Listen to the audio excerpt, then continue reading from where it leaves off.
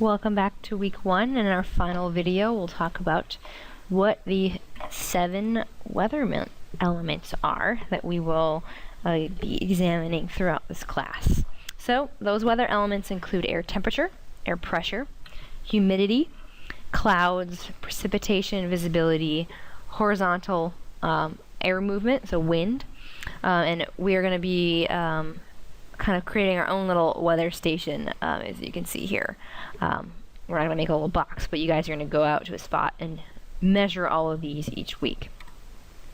So, temperature of the air, basically how hot or cool it is. Here you can see a model that was made using satellite data as well as surface data to produce sea surface air temperature. When you get data from various weather stations, especially ones that are on the surface, like the little white box that we saw before.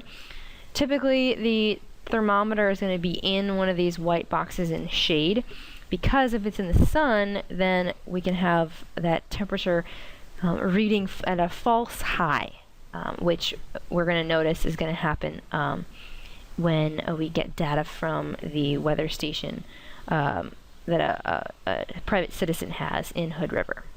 Basically, how hot or cold it is, and it's in degrees Celsius or degrees Fahrenheit. We're going to use degrees Celsius in this class.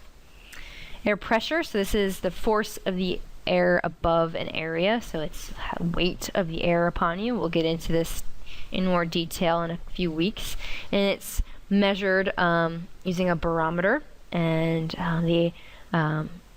it is measured in millibars, millimeters, so on and so forth.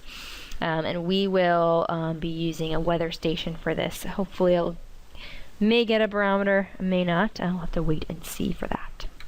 We also can measure humidity and dew point. These are two things that we can actually use instruments to measure. And it's basically how much water vapor is present in the air. So when humidity is really high, it kind of feels like the air is really heavy and really thick, and it's really, really uncomfortable. So if you've ever been to the tropics or on the East Coast in the summertime, it can be really, really humid. Whereas when it's drier out, places like Hood River and out into the Dalles in eastern Oregon, it's really dry. There's not a lot of water vapor present in the air, so you can feel much cooler at warmer temperatures because the sweat you're producing can actually evaporate off your body. Whereas same temperature in a humid environment, that water can't evaporate off your skin because the air around you is already super high and saturated with water. The next thing is clouds. So it's the visible mass of water or ice droplets taking the shape of a white puffy cloud. We're going to be looking at the type of cloud and the percent cloud cover. So we'll be learning about this in week 4. For now, you're just going to say if it's cloudy or not, and we'll get into the details of each different type in a few weeks. Precipitation, so is there stuff falling from the sky, rain, snow, sleet, hail?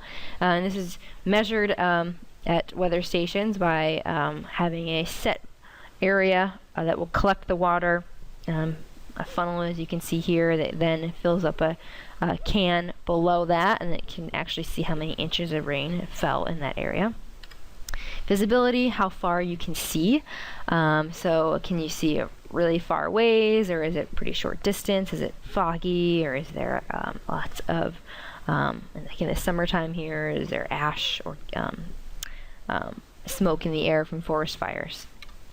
And then we have horizontal wind motion, and this is basically in direction and speed, and we'll learn about this in a few weeks as well. And so this is measured usually by little wind meters that you can see in this picture.